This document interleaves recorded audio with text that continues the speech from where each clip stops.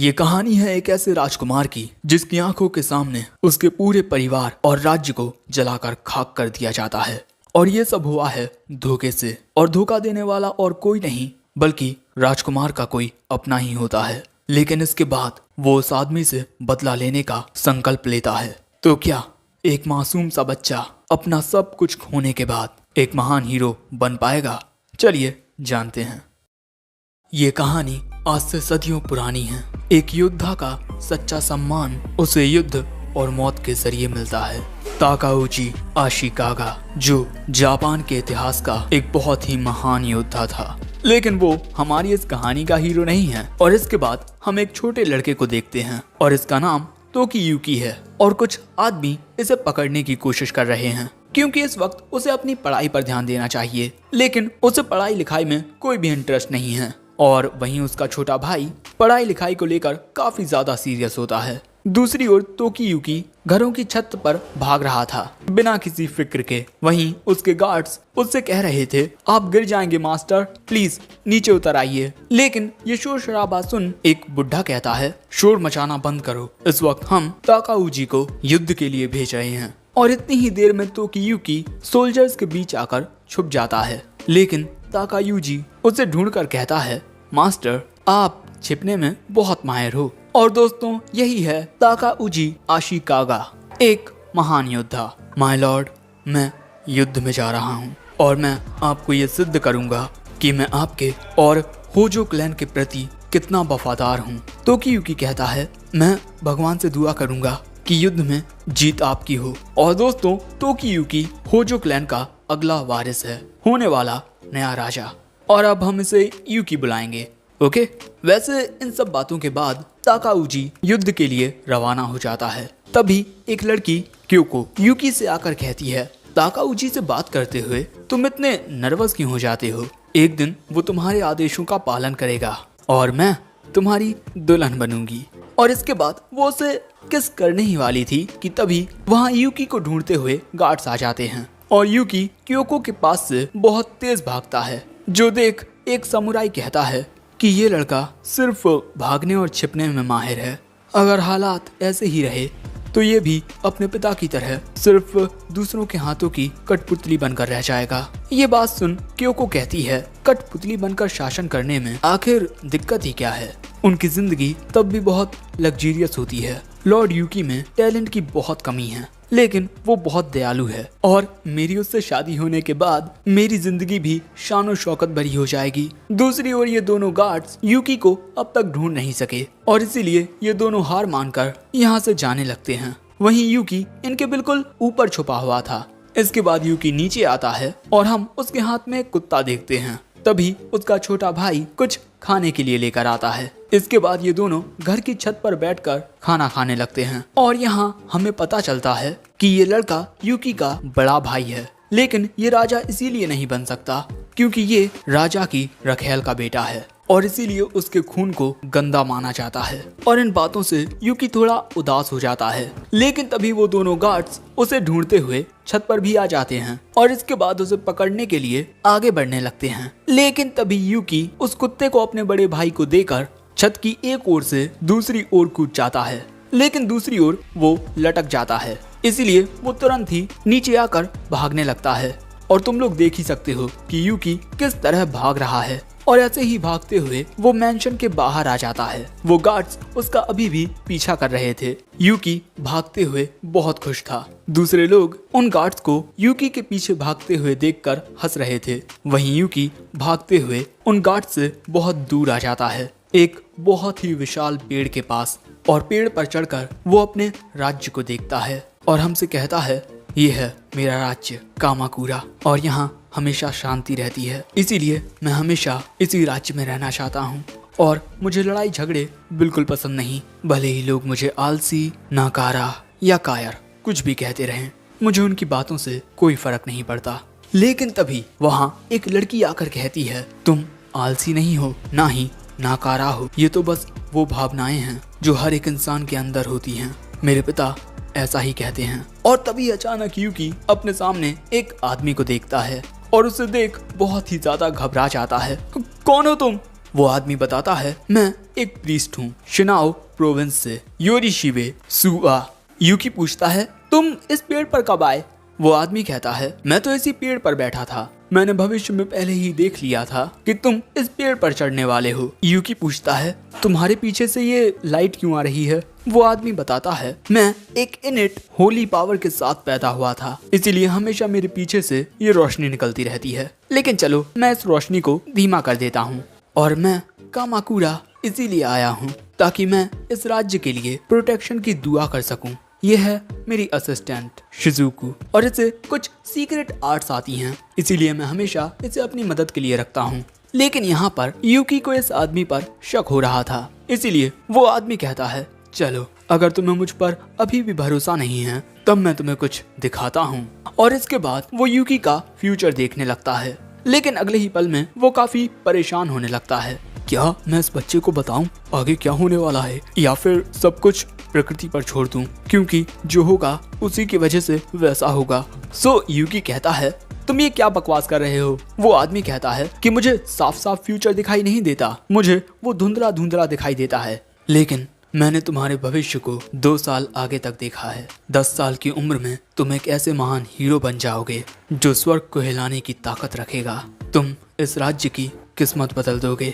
वैसे मैं तुम्हें सिर्फ इतना ही बता सकता हूँ। लेकिन तभी वो आदमी देखता है कि यूकी तो वहाँ से भाग निकला। सो शिजुकू कहती है, फादर शायद से आपने उसे कुछ ज्यादा ही बता दिया। दूसरी ओर यूकी कहता है, ना जाने वो आदमी कैसी बकवास बातें कर रहा था और ना जाने मुझे जाल में फंसाकर उस आदमी को क्या मिलता। उसे कुछ भी अच्छा हासिल नहीं होता, लेकिन कुछ पलों के लिए वो बहुत सीरियस हो गया था। इसके बाद वो अपने महल में आता है जहाँ उसका बड़ा भाई फुटबॉल खेल रहा था और वो ये सारी बातें अपने भाई को बताता है। सो उसका भाई कहता है, शायद से मैं उस आदमी की बातों को जरा जरा समझता हूँ। अगर तुम्हें सही मौके मिले तो तुम पक्का एक हीरो बनोगे। लेकिन तभी वो उस बॉल को जब ऊपर फेंकता है तब वो नीचे नहीं आती और इसके बाद जब वो बॉल नीचे गिरती है उसी के साथ यूकी के बड़े भाई का सिर भी कटकर नीचे गिर जाता है। अब दूसरी ओर हम ताकाउजी को उसकी सेना के साथ देखते हैं। ताकाउजी कहता है, हम लोग इस युद्ध को जीतेंगे। लेकिन अगले ही पल में ताकाउजी अपने बगल में मौजूद जनरल के टुकड़े टुकड़े कर देता है और इसके बाद एक आदमी राजा को आकर बताता है कि ताकाउजी हमारे दुश्मनों के साथ मिला हुआ है और उसने बॉर्डर पर मौजूद हमारी पूरी सेना को खत्म कर दिया है और अब दुश्मन की सेना हम पर हमला करने के लिए यहीं आ रही है। और ये बात सुन ये बुढ़ा यहीं चक्कर खाकर गिर जाता है और इसके अगले पल में हम कामाकुरा राज्य की हालत देखते हैं। दुश्मन की सेना ने सब कुछ तबाह कर दिया है। क्योको जैसी एक छोटी सी बच्ची की इज्जत लूटकर उसे तड़पा कर मारा गया है और पूरे राज्य में मौजूद हर एक जिंदा इंसान को खत्म कर दिया गया है। और आखिर में हम एक जिंदा सोल्जर को देखते हैं जो अगले ही पल में मारा जाता है। और ये सारी तबाही मचाने वाला ताकाउजी ऐसा नरसंहार करने के बाद काफी खुश होता है। यूकी का पूरा परिवार भी मर चुका है। उसकी आंखों के सामने उसके पिता की लाश होती है। तभी एक आवाज उससे कहती है, हम तुम्हारा ही इंतजार कर रहे थे। तुम्हारे पिता ने मरते हुए तुम्हें बचाने की जिम्मेदारी हमें सौंप दी। मैं तुम्हें अपनी सूबा टेरिटरी में लेकर चलूंगा। और इसके बाद सूबा यूकी का हाथ पकड़कर उसे यहाँ से ले जाने लगता है। मैंने यहाँ से भागने की सारी तैयारियां कर ली हैं। लेकिन तभी यूकी कहता है, मैं अपने परिवार की तरह अपनी जान यही दूंगा। सूबा कहता है, माफ करना, मैं ऐसा नहीं होने दे सकता। तुम्हारी किस्मत में कुछ और लिखा है। इस बारे में मैं तुम्हें ज्यादा कुछ बता तो नहीं सकता, लेकिन इस वक्त तुम्हें मेरी बात पर यकीन करना होगा। और इसके बाद ये तीनों एक पहाड़ी पर आ जाते हैं। पहाड़ी पर से यूकी देखता है अपने राज्य को जिसमें चारों ओर नर संहार हो रहा है। औरतों की इज्जत लूटकर उन्हें तड़पा कर मारा जा रहा है। ये सब करने वाला है ताकाउजी। यूकी यहाँ याद करता है कि किस तरह ताकाउजी उसके पास आया था, किस तरह वो उससे प्यार करने का दिखावा करता था, लेकिन वो मुस्कुराहट, उसकी बातें, वो सब झूठ थी। लेकिन तभी सूबा कहता है, आपको बदला लेने में हम आपकी मदद करेंगे। लेकिन यहाँ पर यूकी को सूबा की बातें और उसकी मुस्कुराहट दोनों झूठ लग रही थी। लेकिन फिर भी यूकी कहता है, जरा इस राज्य को देखो, सब कुछ खाक होने जा रहा है। क्या सच में मैं कभी ताकाउची को हरा पाऊंगा, जिसने बस 24 दिनों में एक पूरे राज्य को तबाह कर दिया? कल तुमने मुझसे कहा कि मैं एक हीरो बनूंगा, लेकिन इसके लिए मैं बहुत कमजोर हूँ। ताकाउची जैसा कोई ताकतवर ही हीरो बन सकता है। मेरा सब कुछ खत्म हो चुका है, इसीलिए मुझे भी अब मर जाना चाहिए। इसीलिए प्लीज मुझे एक योद्धा की मौत मरने दीजिए। ये बात सुन सुबा यूकी को पहाड़ी के नीचे धक्का दे देता है और नीचे यूकी का मरना तय है, क्योंकि नीचे दुश्मन के लोग हैं। और तभी वो यूकी को देखते हैं जो पहाड़ी से नीचे गिरा है, और तभी सुबा कहता है वो होजो का बेटा है। ये बात सुनते ही सभी सैनिक यूकी के ऊपर टूट पड़ते हैं, लेकिन यूकी उन सभी से बचने लगता है। और इतने सारे लोग मिलकर भी एक 8 साल के छोटे बच्चे को पकड़ नहीं पा रहे हैं, क्योंकि यूकी छिपने और भागने में बहुत माहिर है। और यूकी को इस तरीके से बचता हुआ देख सुबा कहता है तुम्हारे अंदर का हीरो तब जागता है जब मौत तुम्हारी आंखों के सामने हो। और तभी यूकी सुबा के पास आ जाता है और यहाँ उसने मरने का इरादा बदल लिया है। सुबा कहता है तुम सच में एक हीरो हो। आखिर एक हीरो को छिपना और भागना भी तो आना चाहिए। लेकिन तभी दुश्मन इनके ऊपर तीरों से हमला कर देते हैं, लेकिन हम देखते हैं कि इन तीरों में से किसी को भी तीर नहीं लगता। और यहाँ से जाते हुए सुबा कहता है ताकाउची तुमने इस बच्चे को जिंदा छोड़कर अपनी जिंदगी की सबसे बड़ी भूल की है, क्योंकि ये बच्चा इस राज्य का अगला राजकुमार है और इसके अंदर बहुत टैलेंट है। ताकाउची तुम दूसरों को मार कर एक हीरो बने हो और ये लड़का जिंदा रहकर एक हीरो बनेगा।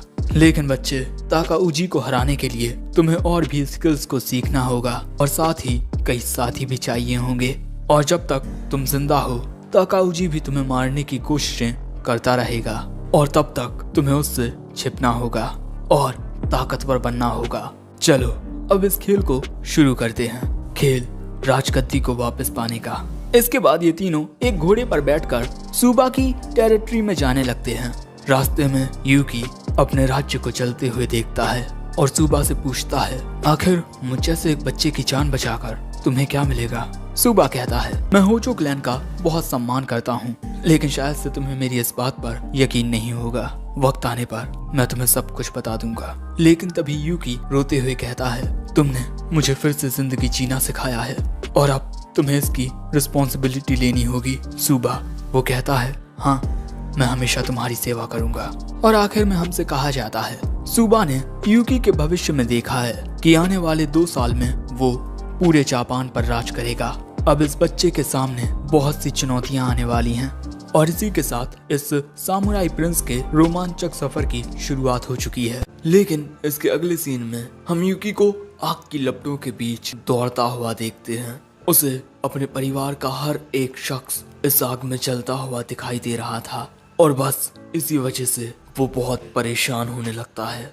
चारों ओर से उसे लोगों के चीखने चिल्लाने की आवाजें आ रही थीं। लेकिन तभी अचानक उसके पीछे योरीशिगे का सिर आ जाता है और इसके बाद हमें पता चलता है कि यूकी ये सब सपना देख रहा था और योरीशिगे उसे जगा रहा था और उसके पीछे से बहुत तेज रोशनी निकल रही थी। लेकिन तभी शिजुको उसे आकर बताती है लॉर्ड यूकी इस वक्त एक डरावना सपना देख रहे हैं। ये बात सुन योरीशिगे को आइडिया आता है कि उसे लॉर्ड यूकी को अच्छा महसूस कराने के लिए गाल पर किस करना चाहिए। लेकिन जैसे ही वो ऐसा करने की कोशिश करता है यूकी उठकर उससे काफी दूर हो जाता है। आखिर तुम ये कर क्या रहे थे?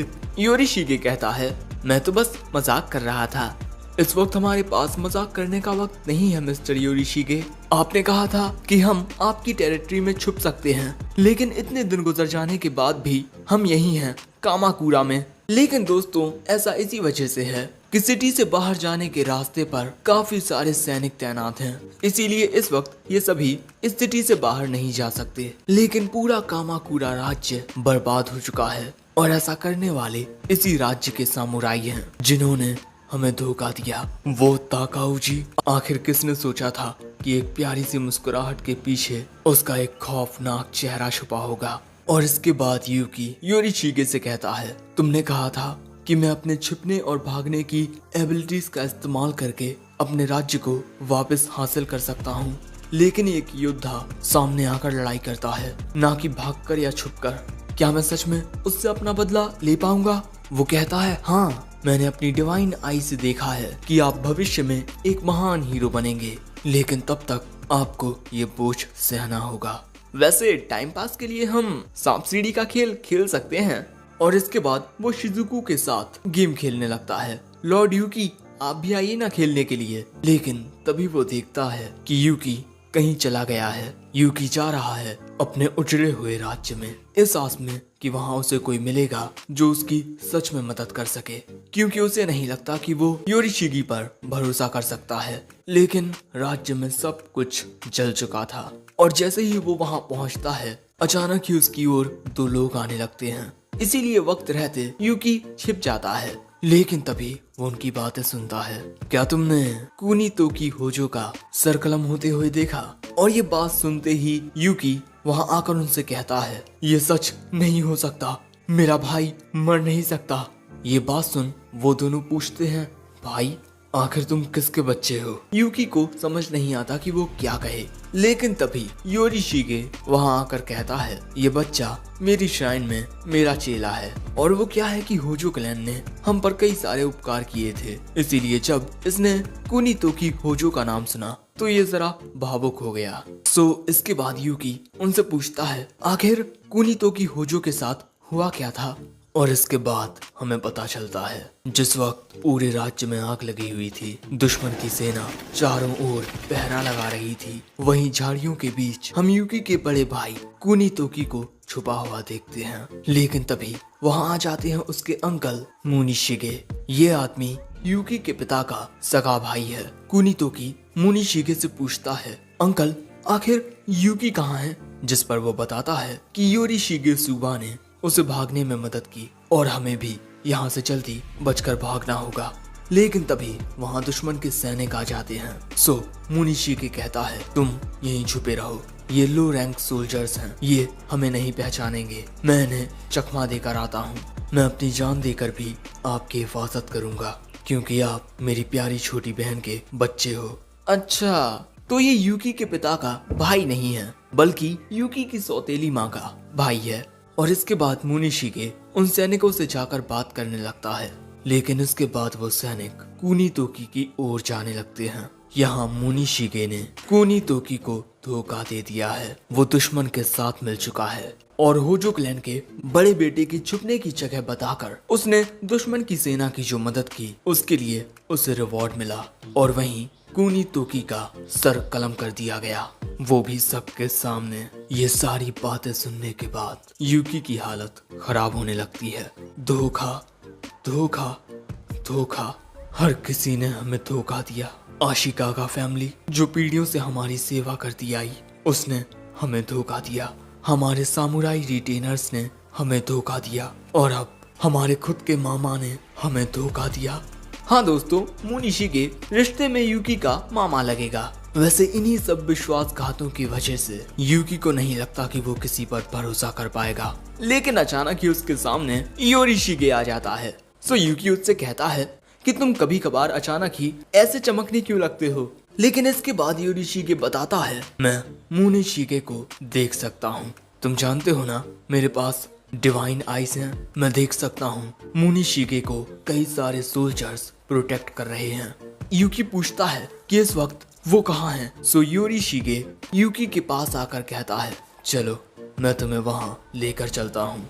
और इसके बाद योरिशिगे यूकी को वहाँ से ले जाने लगता है और कहता है, अगर तुम अपने बड़े भाई का बदला लेना चाहते हो तो सबसे पहले तुम्हें अपने राज्य को फिर से जीतना होगा। वैसे इसके बाद हमें मुनिशिगे दिखाया जाता है, जो कई सारे लोगों से घिरा तो होता है, लेकिन वैसे नहीं जैसे योरिशिगे ने बताया था। इसे कोई बड़ा इनाम नहीं मिला, क्योंकि इसने जिसके बारे में बताया था वो एक रखेल का बेटा था, ना कि होजो क्लैन का असली वारिस। इसीलिए कुनीतोकी की जान की कीमत ज्यादा नहीं थी। और अगर मुनिशिगे अपना रुतबा बढ़ाना चाहता है तो उसे यूकी को मारना होगा। और जब वो दुश्मन के सामने यूकी को लाएगा तब सब लोग उसकी इज्जत करने लगेंगे। वैसे योरिशिगे और यूकी छुपकर उसे देख रहे थे। योरिशिगे कहता है, इस इंसान को लालच ने घेर लिया है और अब ये बस किसी लालची शैतान की तरह है। अब तुम अपने दुश्मन के बारे में जान चुके हो, तो अपने हाइड आउट पर वापस चलें, लॉर्ड यूकी। लेकिन यूकी यहाँ थोड़ा परेशान होता है। सो अब जंगल के बीच में योरिशिगे उससे पूछता है, तो क्या तुम्हें खुद पर यकीन नहीं? यूकी बताता है उसने कभी भी अपनी मार्शल आर्ट्स की ट्रेनिंग को सीरियसली नहीं लिया। ये बात सुन योरिशिगे कहता है, चलो तुम्हारी मुलाकात कुछ दोस्तों से कराते हैं। अब इसके बाद हम दो और बच्चों को देखते हैं जो गेम खेल रहे थे। इन्हें देख यूकी कहता है, आखिर ये मेरी क्या मदद करेंगे? लेकिन इसके बाद इनका इंट्रोडक्शन होता है। लड़के का नाम कोजीरो नेजू और लड़की का नाम आयाको मोचिजुकी, और ये दोनों उन दो फैमिलीज के बच्चे हैं जो सुवा फैमिली की सेवा करती है।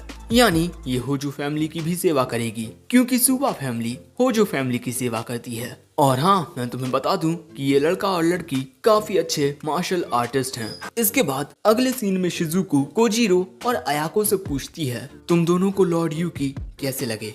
ये दोनों ही कहते हैं कि वो ज्यादा स्ट्रॉन्ग नहीं है, लेकिन काफी क्यूट है, इसीलिए हम उसकी हिफाजत करेंगे। और इसके बाद शाम होती है, शाम के बाद रात, और रात के वक्त योरिशिगे यूकी को एक तलवार देता है उस शैतान को मारने के लिए जो इनके पीछे लगा हुआ है।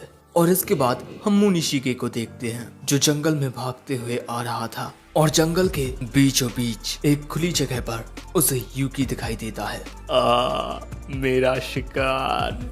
और अगले ही पल में मुनिशिगे रोने लगता है। ओ लॉर्ड यूकी, आप सही सलामत हो।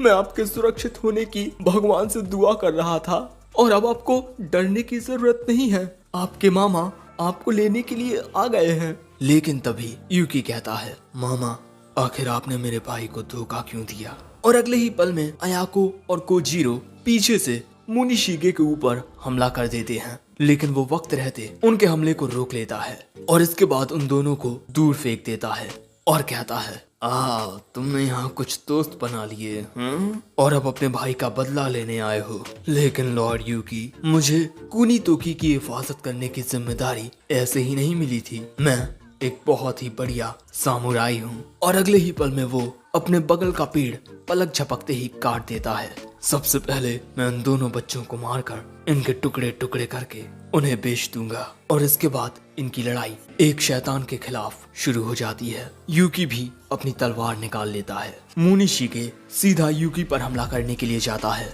और जब कोजीरो और आयाको उसके रास्ते में आते हैं तो वो उन दोनों को दूर फेंक देता है। इन दोनों को ही मुनिशिगे का सामना करने में बहुत दिक्कत हो रही थी, क्योंकि वो बहुत ताकतवर था। वहीं ये देख यूकी कहता है, अगर ऐसा ही चलता रहा तो हम इससे कभी नहीं जीत पाएंगे। और तभी मुनिशिगे कोजीरो और आयाको को दूर फेंक यूकी की ओर बढ़ने लगता है। तुम्हें अपने भाई का बदला नहीं लेना लॉर्ड यूकी। दोस्तों, मुनिशिगे ने कुनीतोकी को पकड़ने के बाद उसे बहुत पीटा। उसकी हालत उसने अधमरी कर दी, लेकिन इसके बाद उसकी नजरें यूकी पर गईं, और इसके बाद मुनिशिगे यूकी से लड़ते हुए उसे दूर फेंक देता है, और इसके बाद उस पर एक जोरदार हमला करता है, लेकिन यूकी उसे डॉच कर देता है। और अब यूकी को देख योरिशिगे कहता है, कोजीरो, आयाको वापस आ जाओ और देखो कि अब क्या होने वाला है। इसके बाद हम देखते हैं कि मुनिशिगे यूकी पर कई सारे हमले करता है, लेकिन यूकी उसके हर एक हमले को डॉच कर देता है, जो देख कोजीरो और आयाको हैरान हो जाते हैं कि आखिर ये इतनी आसानी से उसके हमलों से कैसे बच रहा है। ये यूकी की इंस्टिंक्ट होती है, एक ऐसा हुनर जो यूकी के पास पैदाइशी है। और इसके बाद योरिशिगे हमसे कहता है, युद्ध के पहले इसे किसी बात की कोई चिंता नहीं थी। ये दयालु लड़का लड़ाई झगड़े से नफरत करता था, लेकिन अब जिंदगी इसे ऐसे मूड पर ले आई है जहां युद्ध करते हुए ये हर एक लम्हे को एंजॉय कर रहा है, बिल्कुल किसी मॉन्स्टर की तरह। और इसके बाद योरिशिगे शिजुको, आयाको और कोजीरो से कहता है, क्या लगता है तुम्हें लॉर्ड यूकी को सर्व करने में क्या तुम्हें मजा आएगा? वो तीनों ही हाँ कहते हैं। दूसरी ओर लड़ते हुए यूकी भले से ही मुनिशिगे पर कोई हमला ना कर पा रहा हो, लेकिन वो उसके हमलों से आसानी से बच जरूर रहा था। और इसी बात से मुनिशिगे घबराना शुरू कर देता है, क्योंकि उसका कोई भी हमला यूकी पर लग नहीं रहा, और अगर वो ऐसे ही लड़ता रहा तो कुछ देर बाद थक जाएगा और फिर उसकी मौत पक्की। और तभी पीछे से आकर कोजीरो अयाको भी उस पर हमला कर देते हैं, जिससे उसकी तलवार दूर फेंक जाती है। लेकिन इसके बाद मुनिशिगे यूकी की ओर भागने लगता है। सो अयाको उसे गिराकर खुद भी गिर जाती है। लेकिन इसके बाद मुनिशिगे अयाको को मारने ही वाला था कि तभी कोजीरो उस पर अपनी तलवार फेंकता है और बस इसी मौके का फायदा उठाकर यूकी मुनिशिगे पर हमला कर देता है और इसके बाद मुनिशिगे के सिर को उसके धड़ से अलग कर देता है, ये कहते हुए, भाई, पिताजी और कामाकुरा के लोग, इससे तुम सभी का बदला पूरा तो नहीं होगा, लेकिन यहाँ से मैं बदले की शुरुआत कर रहा हूँ। और आखिर में हमें वो लम्हा दिखाया जाता है जहाँ यूकी अपने बड़े भाई के साथ फुटबॉल खेल रहा था और यहाँ यूकी अपने भाई से कहता है, आप मेरी बात मानो या ना मानो, लेकिन मैं तो एक हीरो बनूंगा। सो कुनितोकी उससे कहता है, यूकी, अगर तुम कोशिश करोगे तो तुम ये कर सकते हो। वैसे इसी के साथ ये एपिसोड एंड हो जाता है। एपिसोड 3 की शुरुआत में हम इन सभी को जंगल के रास्ते से कहीं जाते हुए देखते हैं और दोस्तों, अपनी पहली लड़ाई को जीतने के बाद यूकी बस यही सोच रहा था कि अगर वो अकेला होता तो मुनिशिगे का सामना कभी नहीं कर पाता। और इसके बाद यूकी इन तीनों को शुक्रिया कहता है। तभी योरिशिगे कहता है, एक युद्ध को जीतने के लिए कुछ शर्तें होती हैं, जैसे युद्ध भूमि में अगर आप एक लीडर हो तो इसका मतलब सबकी नजरें आप पर ही रहेंगी। दूसरा, आपके पास ऐसे भरोसेमंद साथी होने चाहिए जो आपके लिए लड़ सकें। और इन दोनों शर्तों को पूरा करने के लिए तुम्हें अपने होजो क्लैन के गौरव को याद रखना होगा। और अगर तुम हमेशा इन बातों को याद रखोगे तो तुम अपने सामने आने वाले हर एक डीमन को हरा दोगे। अब ये बातें सुनने के बाद यूकी अपने राज्य की ओर अपनी तलवार निकाल कर कहता है, मैं कसम खाता हूँ, मैं यहाँ वापस लौटूंगा और मेरे परिवार को धोखा देने वाले ताकाउजी को हराऊंगा। और यही कहते हुए वो अपनी तलवार को सामने की ओर फेंक देता है। लेकिन ये तलवार गलती से एक कुत्ते में लग जाती है और उस कुत्ते को गुस्से में देख यूकी घबराकर सीधा तेजी से पहाड़ की ओर भागता है। इसी के साथ ये सभी आगे बढ़ते रहते हैं और यूकी के सफर की तो बस अभी शुरुआत हुई है। लेकिन दिक्कत ये है कि हर सुबह योरिशिगे यूकी को डराते हुए उठाता है और इसी के साथ योरिशिगे ने कुछ मेडन्स को भी हायर किया है ताकि वो यूकी का ख्याल रख सकें। लेकिन उनके ख्याल रखने के तरीके से यूकी को बस दिक्कत हो रही है और जिस गड्ढे में इस वक्त यूकी गिरा पड़ा है वो भी योरिशिगे ने ही खोदा है, क्योंकि उसने अपनी दिव्य नजरों से देखा था कि यूकी इसी रास्ते से भागते हुए आएगा। इसीलिए मास्टर यूकी, आप जहाँ मर्जी भाग जाएं, लेकिन मुझे पता रहेगा कि आप कहाँ जा रहे हो। वैसे ये है मेरी श्राइन, सुवा ग्रांड श्राइन। वैसे चलिए मास्टर यूकी, अब हम आपकी मार्शल और एकेडमिक आर्ट्स ट्रेनिंग को शुरू करते हैं। आपको आज ही से नई नई चीजें सीखना शुरू कर देना चाहिए। लेकिन तभी यूकी इस बात को सुन के यहाँ से भाग जाता है और भागकर एक और गड्ढे में गिरता है, क्योंकि योरिशिगे अपनी दिव्य नजरों से ये सब पहले देख चुका होता है। वैसे इसके बाद शिजुको यूकी को निकालने के लिए एक सीढ़ी लगाती है और वो यूकी से कहती है, आप फादर के ऐसे बिहेवियर का बुरा मत मानिएगा, वो दिल के बहुत अच्छे हैं। और इसके बाद शिजुको योरिशिगे को डांटने लगती है कि आखिर उन्होंने श्राइन के रास्ते में इस गड्ढे को क्यों खोदा। वहीं दूसरी ओर यूकी सोचता है कि क्या सच में योरिशिगे मेरी मदद कर पाएगा, क्या सच में मैं इसकी मदद से ताकाउजी को हरा पाऊंगा। अब ऐसे ही कुछ दिन गुजर जाते हैं और हमें पता चलता है कि यूकी बार बार यहाँ से भागने की कोशिश करता है और बेचारे कोजीरो और अयाको गड्ढे खोदते खोदते थक चुके हैं और इसी वजह से इन्हें लगता है कि यूकी जिम्मेदारियों से भागने वाला बच्चा है। लेकिन यहाँ योरिशिगे कहता है, नहीं, ऐसा नहीं है। बात तो सिर्फ ये है कि उसे कभी कुछ करने की वजह ही नहीं मिली। उसकी जिंदगी को लेकर कोई भी गोल्स नहीं है और यहाँ कमी उसमें नहीं बल्कि मुझ में है, जो उसे अब तक मुझ पर अच्छे से यकीन नहीं हुआ। अब इसके बाद एक दिन जब बहुत तेज बारिश हो रही थी, इसी मौके का फायदा उठाकर यूकी भागने लगता है और वो इसीलिए भाग रहा है क्योंकि उसे नहीं लगता कि यहाँ रहकर उसका कुछ फायदा होगा। लेकिन अगले ही पल में उसके सामने योरिशिगे आ जाता है और वो योरिशिगे से कहता है, आखिर मैं नई चीजों को क्यों सीखूं जब मुझे युद्ध भूमि में सिर्फ और सिर्फ भागना है।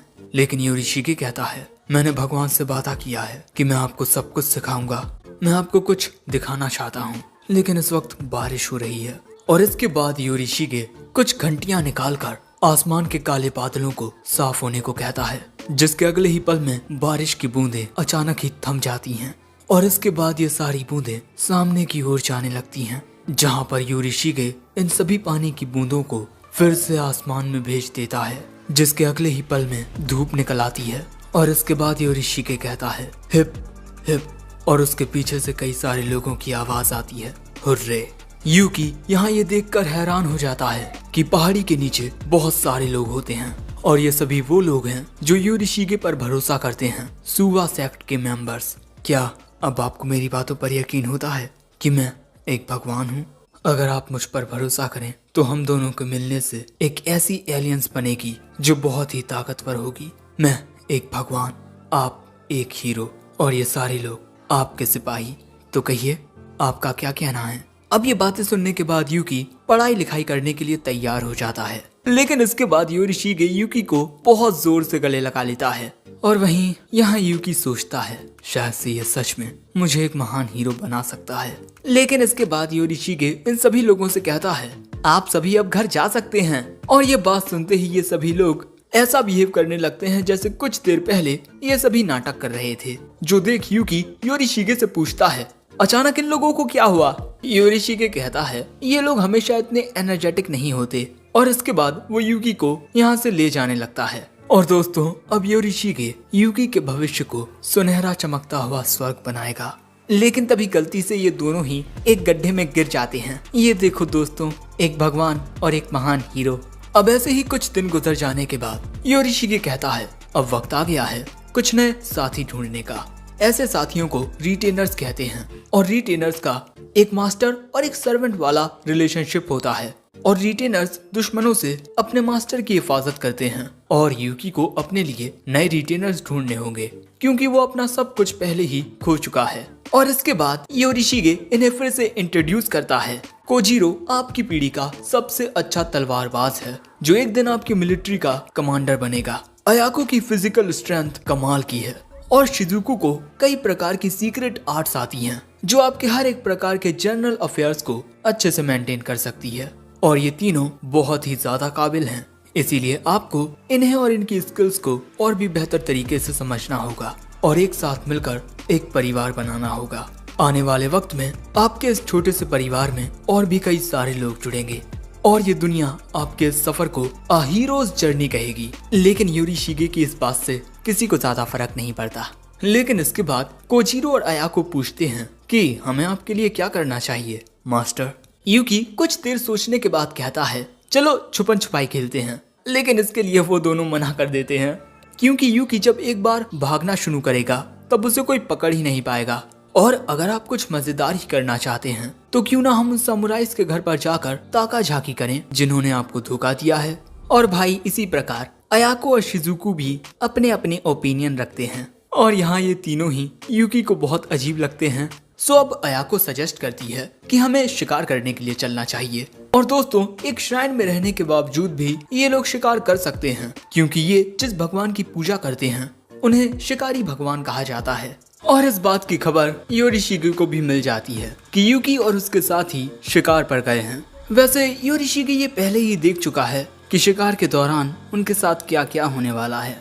वैसे भैया शिकार के दौरान शिजुको की हरकतों की वजह से एक खरगोश तो उससे डरकर भाग ही जाता है, और इसके बाद यूकी भी उस खरगोश पर तीर से हमला करता है, लेकिन वो खरगोश बच जाता है। लेकिन भैया इसके बाद अयाको एक काफी बड़े पत्थर को उस खरगोश की ओर फेंकती है, लेकिन वो इससे भी बच जाता है। वैसे अयाको की ताकत देख यूकी फिर से हैरान रह जाता है, और इन तीनों से बचकर वो खरगोश काफी खुश होता है। लेकिन अगले ही पल में उस खरगोश को कोई पीछे से मारकर खाने लगता है।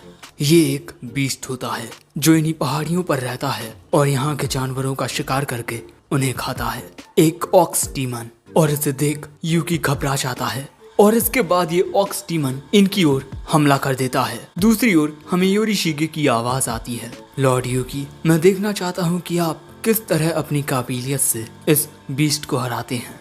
तभी दोस्तों अयाको यूकी को उस बीस्ट के हमले से बचा लेती है, और तभी कोजीरो उस बीस्ट पर अपने एरो से हमला करता है।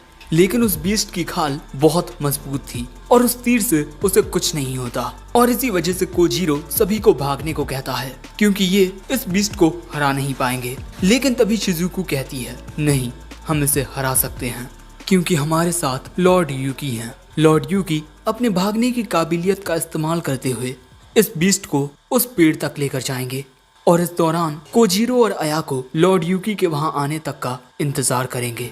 और ऐसा करने के लिए ये दोनों तैयार हो जाते हैं क्योंकि उस पेड़ के नीचे कुछ है। जिसके बाद अयाको और कोजीरो उस पेड़ की ओर चले जाते हैं और तभी वो बीस्ट यूकी के पास आकर उस पर हमला कर देता है। सो यूकी उसके हमलों से बचने लगता है, लेकिन बेचारा इन्हीं सब चीजों से परेशान होने लगता है।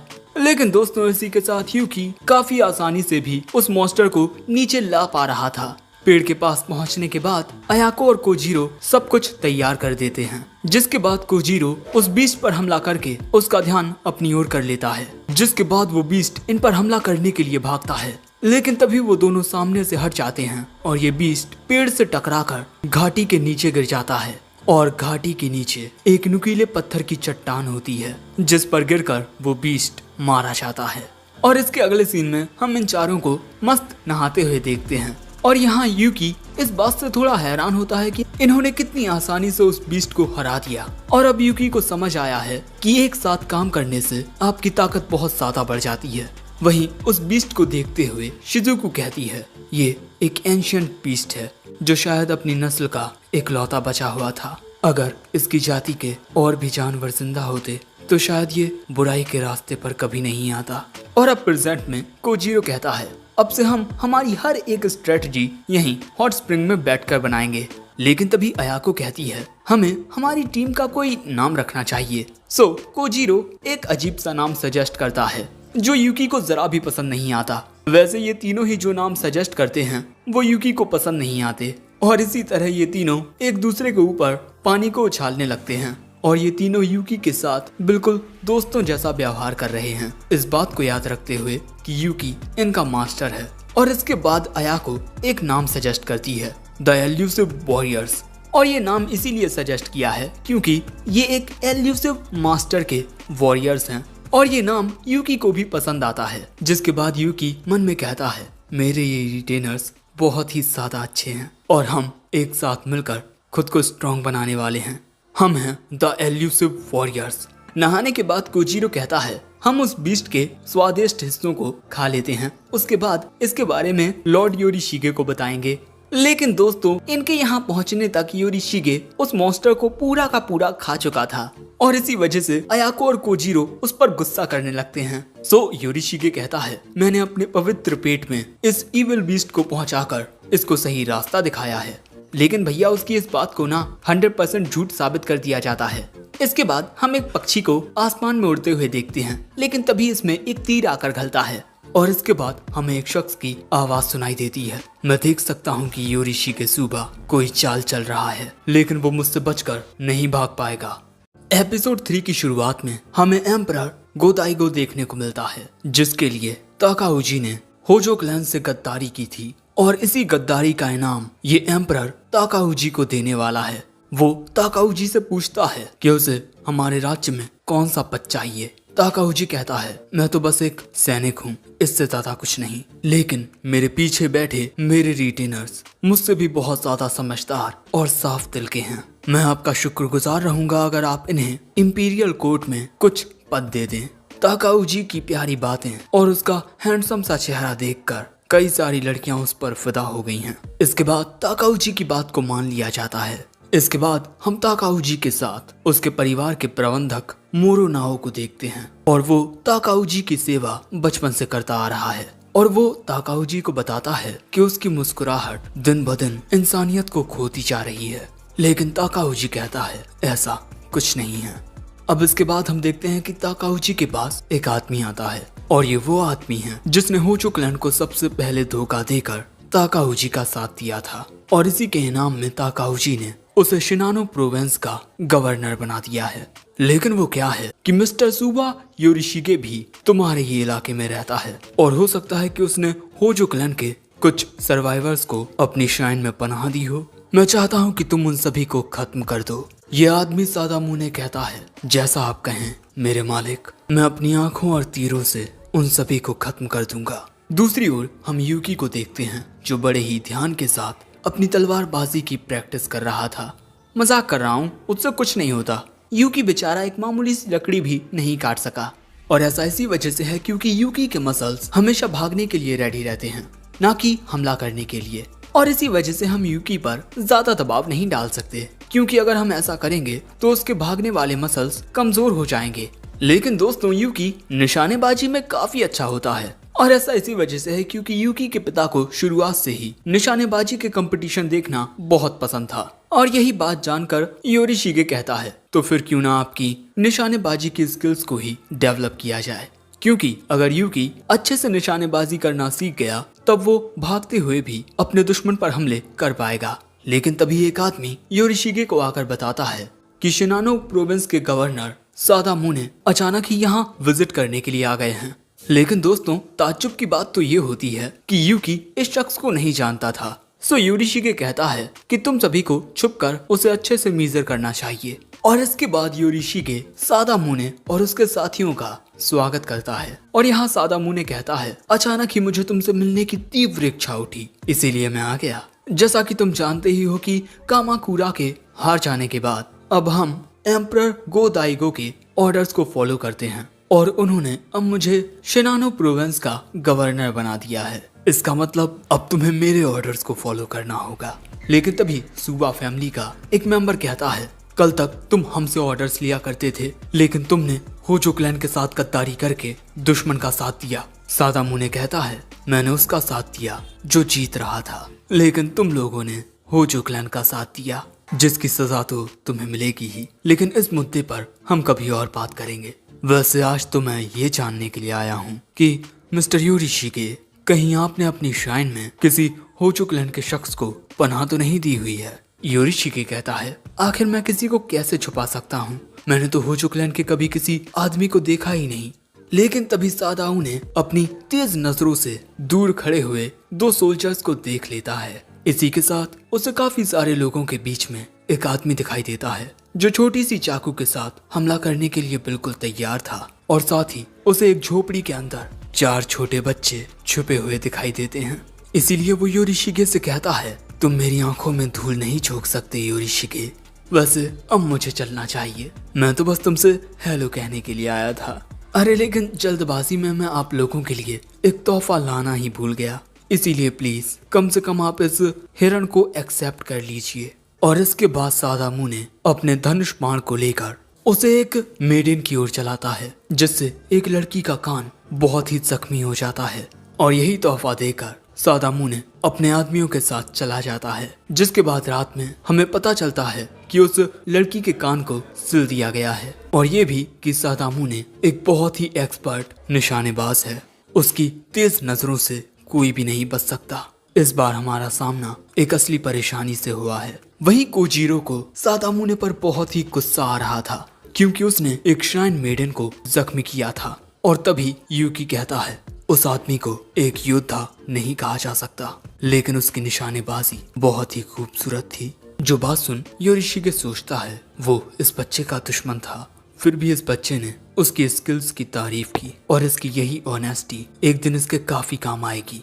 और अब मुझे इसके लिए एक परफेक्ट इंस्ट्रक्टर मिल चुका है। जिसके बाद योरिशिगे कहता है लॉर्ड यूकी, मैंने डिसाइड किया है कि आपका अगला खेल छुपन छुपाई का होगा। इस वक्त सादामुने के 2 गोल्स हैं, अगर कोई भी होजो क्लैन का सर्वाइवर जिंदा हो तो उसे खत्म करना, और दूसरा सुबा क्लैन में मौजूद लोगों की एकता को कमजोर करना। और आपको भी अब 2 काम करने हैं। पहला, उन्हें ये पता ना चले कि आप होजो क्लैन के वारिस हैं। दूसरा, उसकी निशानेबाजी की स्किल्स को अच्छे से एब्सॉर्ब करना, क्योंकि सादामुने की ताकत बढ़ जाने की वजह से वो योरिशिगे के पास अब कई दफा आएगा। यानी कि अब यूकी को उसकी निशानेबाजी की स्किल्स को कई दफा देखने का मौका मिलेगा, और दूर से ही अच्छे से छुपकर यूकी उसे ऑब्जर्व कर सकता है। इसीलिए लॉर्ड यूकी, अब आपको उसके तीरों और आंखों से छुपना होगा। दूसरी ओर ये चूहे सी शक्ल का इचिकावा नाम का आदमी सादामुने को बताता है कि सुबा श्राइन में एक शूटिंग कंपटीशन होने वाला है। जो बात सुन सादामुने कहता है मैं इस कंपटीशन में हिस्सा लूंगा और इसके बाद अपने गोल्स को पूरा करूंगा। और इसके बाद उस कंपटीशन का दिन आता है जहां पर काफी सारे लोग मौजूद थे, और इस गेम में अगली बारी थी यूकी की। वैसे तभी योरिशिगे शिजुको से कहता है कि वो इतनी भीड़ में यूकी का नाम ना ले और किसी नकली नाम का इस्तेमाल करे। और इसी वजह से शिजुको यूकी को बिग ब्रदर कहकर बुलाती है और फिर शर्माकर भाग जाती है। लेकिन दूसरी ओर हम देखते हैं कि सादामुने बिना किसी की इजाजत लिए कंपटीशन में आ जाता है और यहाँ पर वो कहता है, शिनानो प्रोविंस का गवर्नर होने के नाते क्या मैं इस खेल में हिस्सा नहीं ले सकता?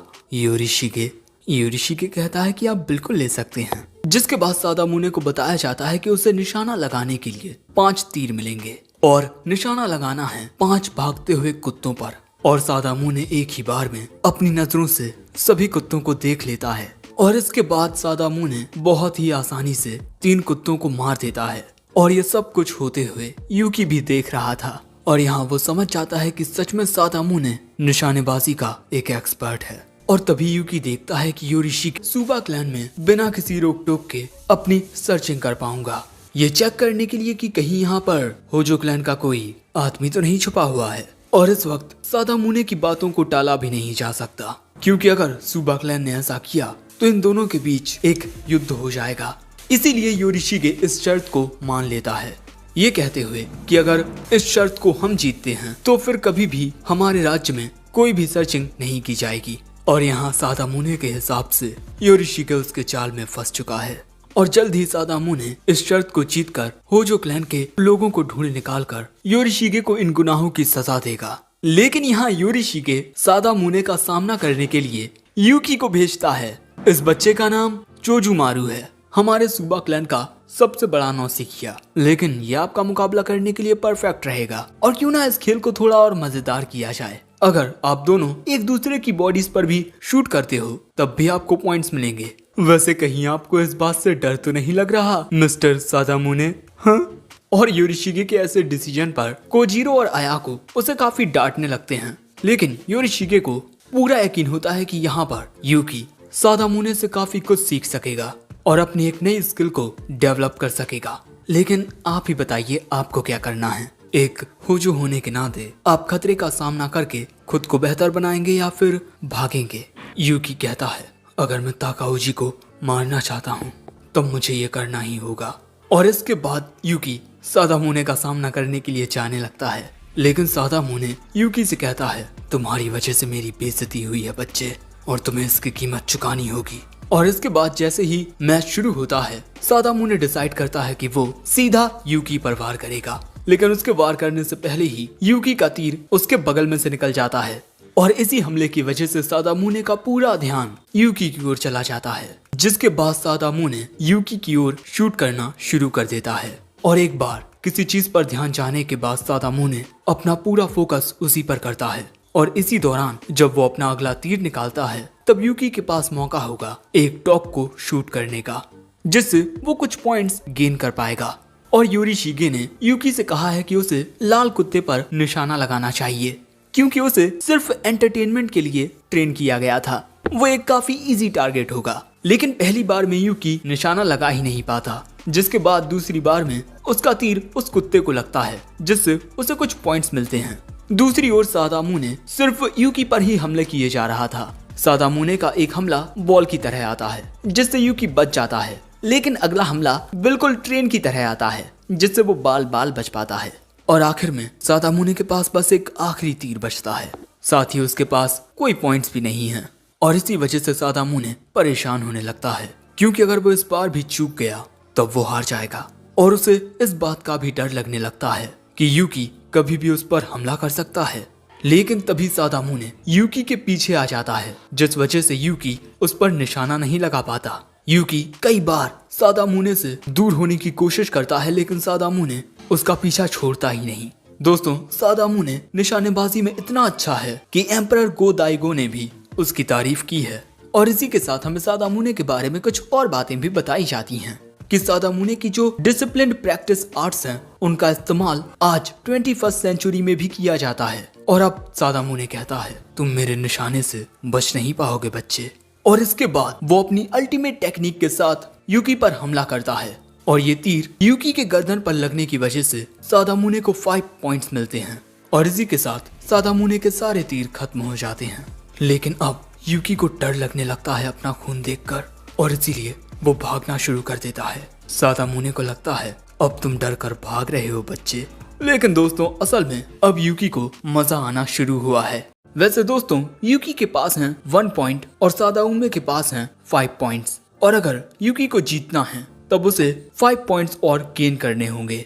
और जब भी यूकी किसी कुत्ते पर निशाना लगाने की कोशिश करता है तब सादाउमे आकर उसे ठोकर मार देता है और कहता है, हार मान लो, मेरे होते हुए तुम पॉइंट्स को कभी अर्न नहीं कर पाओगे। और लोगों को भी लगता है कि अब सादाउमे जीत जाएगा। लेकिन तभी भीड़ के बीच में से चमकती हुई रोशनी के साथ योरिशिगे कहता है, चोजुमारू, तुम्हें अपनी हर एक स्किल को एक साथ मिलाकर सादाउमे का सामना करना होगा, तभी तुम उससे जीत पाओगे। और ये बात सुनते ही हम देखते हैं कि यूकी अपनी अलग ही दुनिया में आ जाता है, जहाँ उसे सब कुछ साफ साफ दिखाई देने लगता है। अगर मैं कुत्तों पर निशाना लगाने की कोशिश करूंगा तब सादाउमे मुझे ऐसा करने से रोकने आएगा। उसके हमलों से बचकर कुत्तों पर निशाना लगाना मेरे लिए बहुत मुश्किल होगा।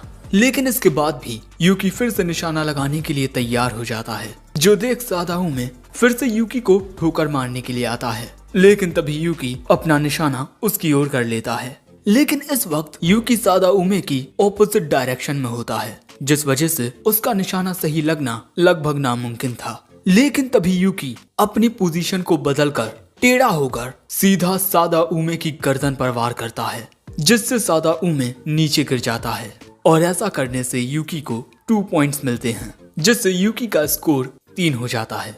और यूकी इस निशाने को इसीलिए लगा सका क्योंकि उसकी बॉडी काफी फ्लेक्सिबल है। आने वाले फ्यूचर में लोग इस कला की मिसालें दिया करेंगे। लेकिन दूसरी ओर सादामुने कहता है, नहीं, मैं इतनी जल्दी हार नहीं मान सकता, अभी भी मेरा स्कोर 5 है और इस बच्चे का 3। लेकिन तभी यूकी अपने घोड़े को लेकर सादामुने के ऊपर से उछलता है और इसी दौरान अपनी फ्लेक्सिबल बॉडी के साथ शूट करता है सीधा सादामुने के सिर पर। और इस शॉट को पार्थियन शॉट कहा जाता है। पार्थिया मिडिल ईस्ट में मौजूद एक एंशिएंट किंगडम हुआ करता था और उनकी आर्मी दुनिया की सबसे ज्यादा ताकतवर आर्मी थी। और रोमन की जो सेना थी वो भी उनका मुकाबला नहीं कर पाती थी। और सादाउमे पर किए इस वार के साथ यूकी का स्कोर 6 हो जाता है और यूकी जीत जाता है। और यूकी के जीतने के बाद योरिशिगे कहता है, भागते हुए लड़ने में कितना मजा आता है ना? वैसे सादाउमे, अब वक्त आ गया है अपने वादे को पूरा करने का। आप यहाँ से जाइए और कभी भी हमारे साथ इंटरफेयर मत कीजिएगा। लेकिन सादाउमे कहता है, तुमने दुश्मनों का साथ दिया है जिसकी सजा तुम्हें मिलेगी, और आज नहीं तो कल मैं होजो क्लैन के सर्वाइवर्स को ढूंढकर खत्म कर दूंगा। अब इसके बाद वापस जाते हुए सादामुने सोच रहा था, आखिर मैं उस बच्चे से कैसे हार गया। उस बच्चे की कलाएं, उसकी चाल ढाल, इतनी छोटी उम्र में कोई भी बच्चा इतना काबिल आखिर कैसे हो सकता है? कहीं वो होजो परिवार का कोई सदस्य तो नहीं, अगर ऐसा होता तो योरिशिगे उस बच्चे को मेरे सामने कभी नहीं लाता। दूसरी ओर योरिशिगे यूकी से कहता है, शायद आज जो हुआ है उसकी वजह से होजो क्लैन की चर्चाएं पूरे जापान में बढ़ने वाली हैं। ये बात जान कि होजो क्लैन के लोग जिंदा हैं, हमारे दुश्मन का ध्यान चारों ओर फैल जाएगा उन सर्वाइवर्स को ढूंढने के लिए। आप अब उस रास्ते पर चल रहे हैं जिसमें आप अपने साम्राज्य को दुश्मन से वापस जीतेंगे, उनसे भागते हुए। लेकिन इसके अगले सीन में हमें एक झोपड़ी दिखाई जाती है, जहाँ एक आदमी एक बच्चे से कहता है, जो भी स्किल्स मैंने सीखी थी अपने मालिक की सेवा करने के लिए, उन्हें वो बेफजूल कहते थे। जिनकी सेवा करने के लिए मैंने सब कुछ सीखा, उन्होंने ही मुझसे सब कुछ छीन लिया और इसके बाद मुझे धक्के मार कर निकाल दिया। लेकिन अब तुम मेरे उत्तराधिकारी हो, यहाँ तुम मेरे नाम और प्रिंसिपल्स को इनहेरिट कर रहे हो। और अपने आखिरी लम्हों में मैं तुमसे बस यही कहना चाहूंगा, भरोसा सिर्फ पैसे पर करना, किसी इंसान पर नहीं। तुम किसी की कितनी ही सेवा क्यों ना कर लो, आखिर में वो तुम्हें छोड़ देंगे, इसीलिए सिर्फ पैसे पर भरोसा करना, कैनबा। और इसके अगले सीन में हम देखते हैं कि एक लड़का श्राइन गेट के ऊपर होता है। दूसरी ओर हम बेचारे यूकी को देखते हैं जो काफी सारी भारी बुक्स को उठाए हुए था।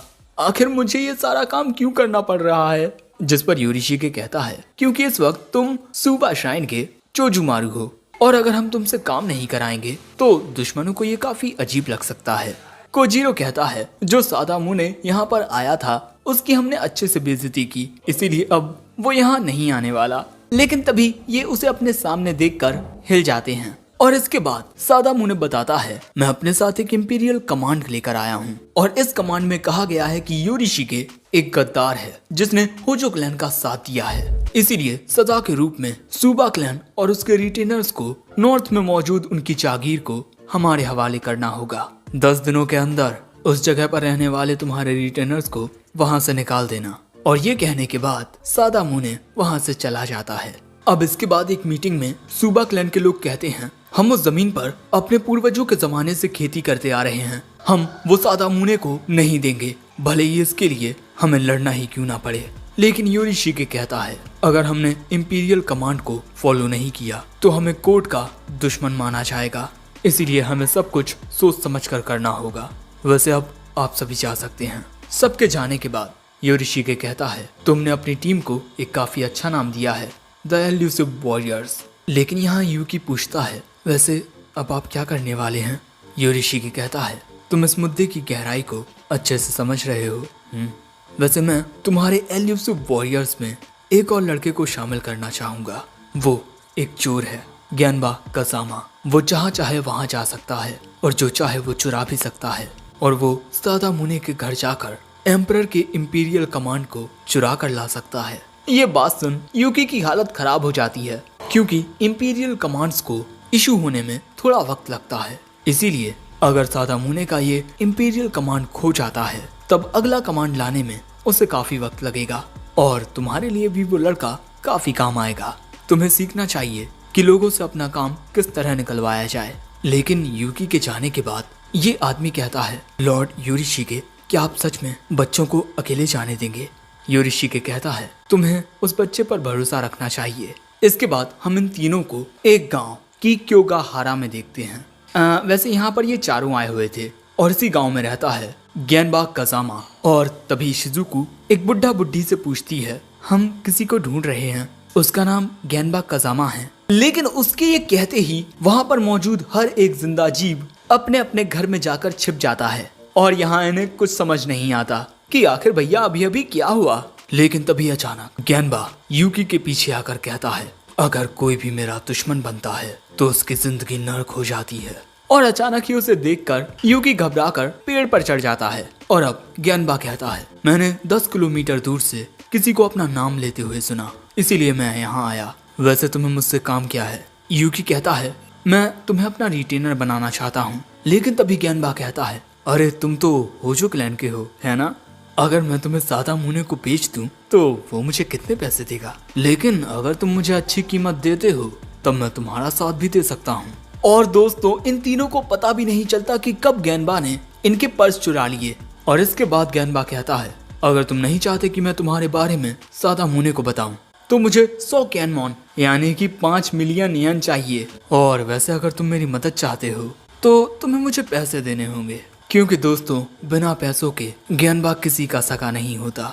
उसके लिए सिर्फ और सिर्फ पैसे मायने रखते हैं। और ग्यानबा को लगता है कि यूकी उसे इतने पैसे नहीं दे पाएगा, क्योंकि यूकी की खुद की हालत फटी पुरानी है। लेकिन यूकी कहता है, तुम्हारे लिए इतने पैसे काफी होंगे, तुम्हें कोई राज्य नहीं चाहिए? क्योंकि अगर तुम मेरी मदद करोगे मेरे साम्राज्य को फिर से जीतने में, तब कम से कम जीतने के बाद मैं तुम्हें एक राज्य तो दे ही सकता हूँ। सच में तुम कितने अच्छे हो कि तुम्हें सिर्फ पैसे चाहिए, ना कि कोई राज्य।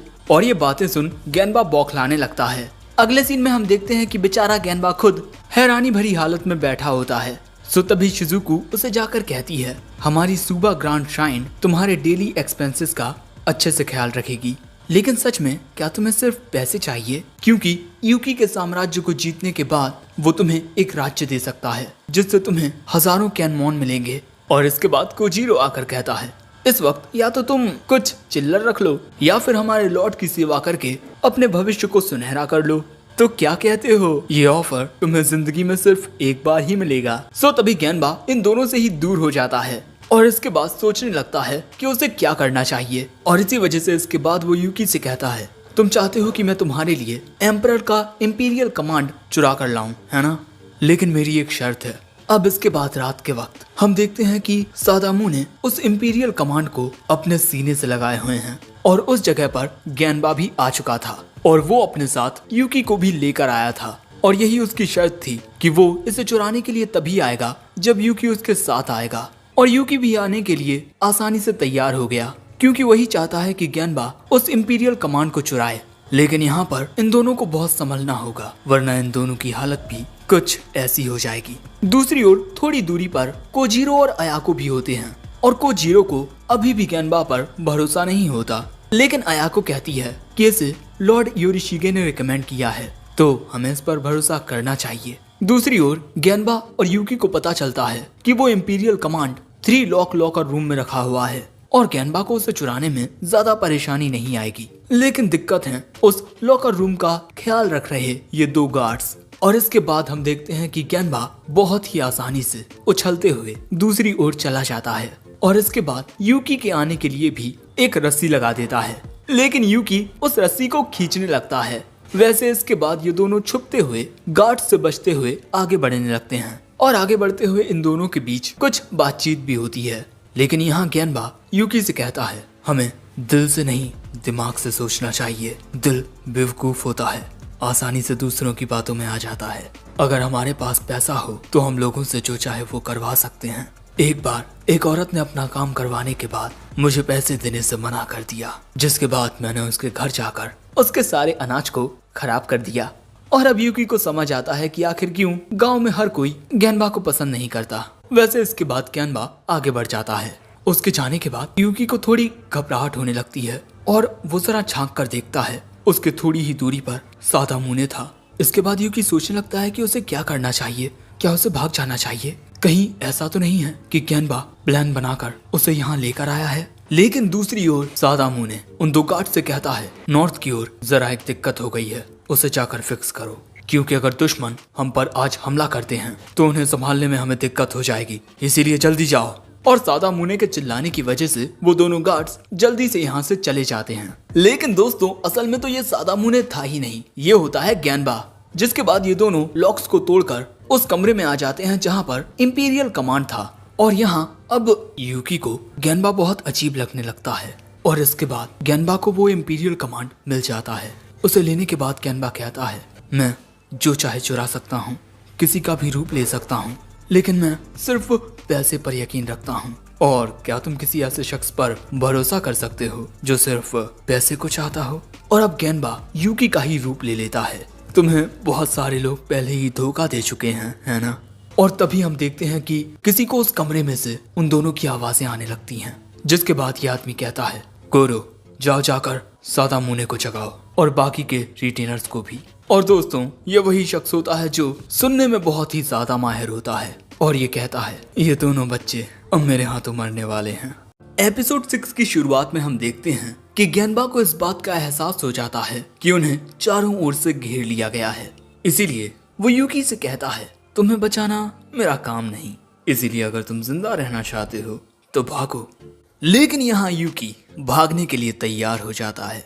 वहीं बाहर ये चूहे सी शक्ल का इंसान, इसका नाम इचिकावा है, सभी से एक साथ हमला करने को कहता है। लेकिन तभी उस जगह पर एक धमाका होता है। हम देखते हैं कि वहां से भागते हुए गेनबा इन लोगों की ओर एक बॉम्ब फेंक देता है जिसमें से धुआं बाहर निकलता है और इन्हें कुछ दिखाई नहीं देता। लेकिन इचिकावा अपने तेज कानों से उन्हें भागते हुए सुन सकता था और इसीलिए वो एक धनुष बाण लेकर उनकी ओर निशाना लगाता है जो सीधा यूकी के कपड़े में जाकर लगता है। क्योंकि इचिकावा का निशाना सादामुने जितना अच्छा नहीं है, वरना वो तीर सीधा यूकी के सिर में लगता। लेकिन इसके बाद सादामुने के सारे रिटेनर्स यूकी और गेनबा को पकड़ने के लिए निकल पड़ते हैं। वो सभी बाहर आकर देखने लगते हैं कि आखिर वो दोनों चोर कहाँ गए। लेकिन बाहर मौजूद कोजीरो और अयाको उन्हें चकमा देकर अपनी ओर ले जाने लगते हैं। लेकिन इस बात को इचिकावा समझ जाता है कि हमें चकमा देने का काम उनके साथ ही कर रहे हैं और वो दोनों बच्चे यहीं कहीं छुपे हुए हैं। और यही बिल्कुल सच होता है। गेनबा और यूकी इचिकावा से थोड़ी ही दूरी पर छुपे हुए थे और इसीलिए सादामुने उन्हीं झाड़ियों की ओर जाने लगता है। यहाँ गेनबा भी समझ चुका था कि उनका इचिकावा से बचकर भाग पाना लगभग नामुमकिन है क्योंकि उसके कान बहुत तेज हैं और अगर उसने मुझे पकड़ लिया तो वो मुझे पक्का मार देगा। मैं क्या करूं? क्या मैं इस बच्चे को उसे सौंप दूं? मैं बेवकूफ था जो इस बच्चे को दुनिया की कड़वी सच्चाई दिखाना चाहता था। इसीलिए वो फैसला करता है कि वो यूकी को यहीं छोड़कर भाग जाएगा। लेकिन यूकी जानता था कि इचिकावा उनके बहुत करीब है और अगर उन्होंने भागने की कोशिश की तो वो उन्हें पकड़ लेगा। और होता भी यही है।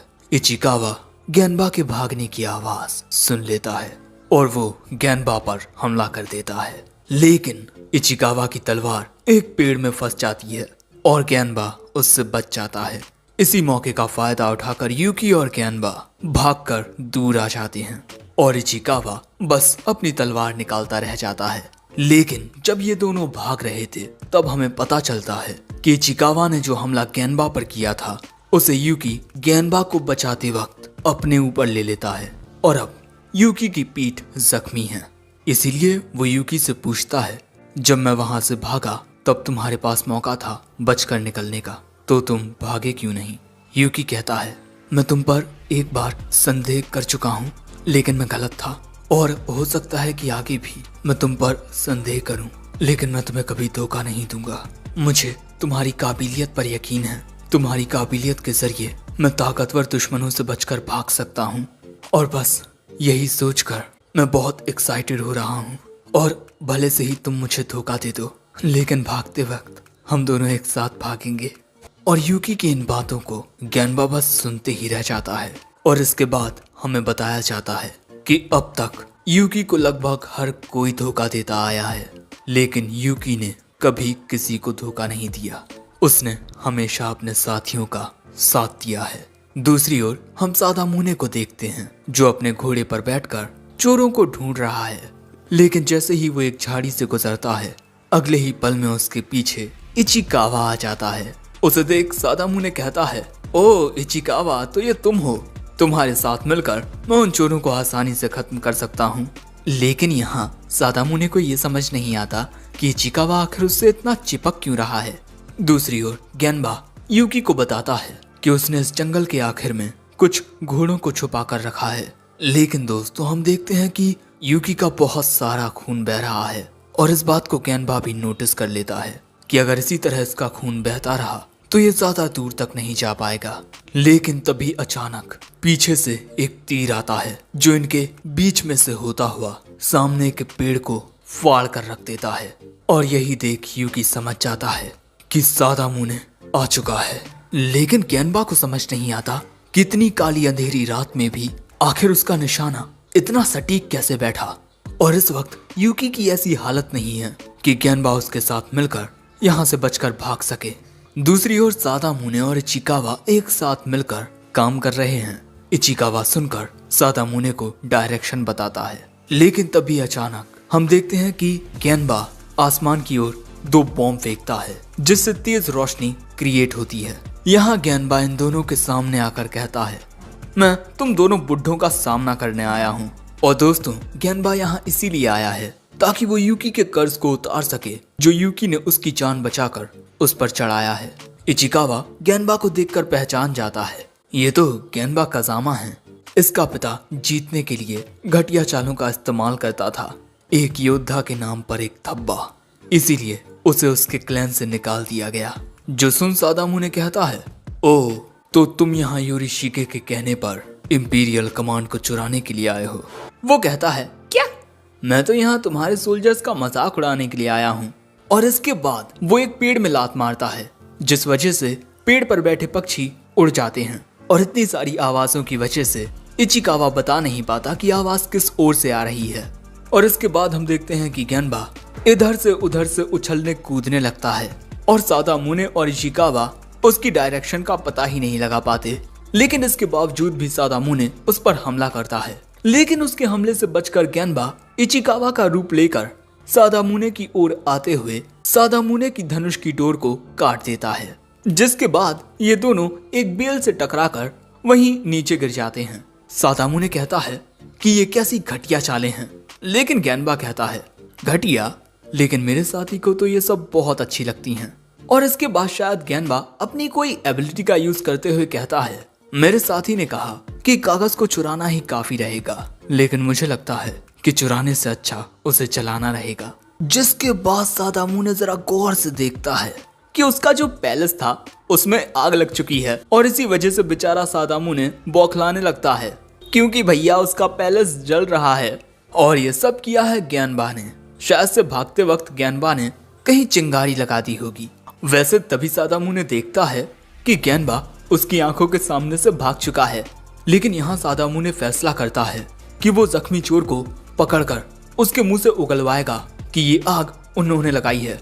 लेकिन तभी इचिकावा सुनता है कि वो चोर यहाँ से भागने वाले हैं और जब सादामुने उन पर हमला करने के लिए अपना धनुष उठाता है तब वो देखता है कि उसका धनुष तो टूटा हुआ है। जिसके बाद वो चिल्लाकर कहता है ये सब तुम्हारी वजह से हुआ है ज्ञानबा काज़ामा। दूसरी ओर हम देखते हैं कि कोजीरो और अयाको यूकी को लेकर यहाँ से जा रहे हैं। तभी यहाँ ज्ञानबा भी आ जाता है।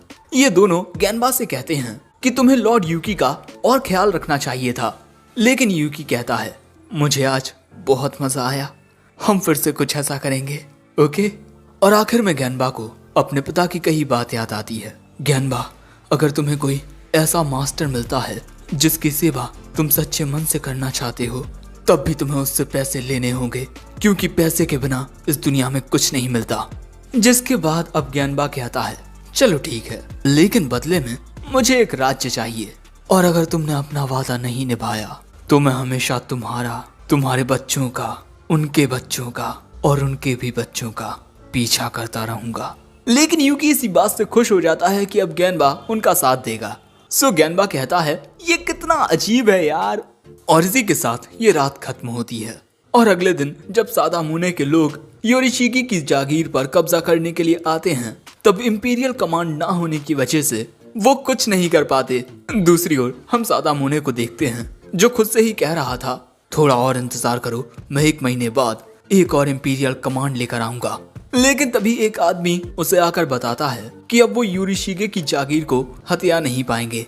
दूसरी ओर हमें क्योटो का सीन दिखाया जाता है और मुझे समझ नहीं आ रहा कि आखिर यहाँ पर ये सब क्या चल रहा है और शायद से यहाँ पर कोई जरूरी बहस चल रही है। लेकिन एम्परर ना एक नंबर का बहुत महान होता है।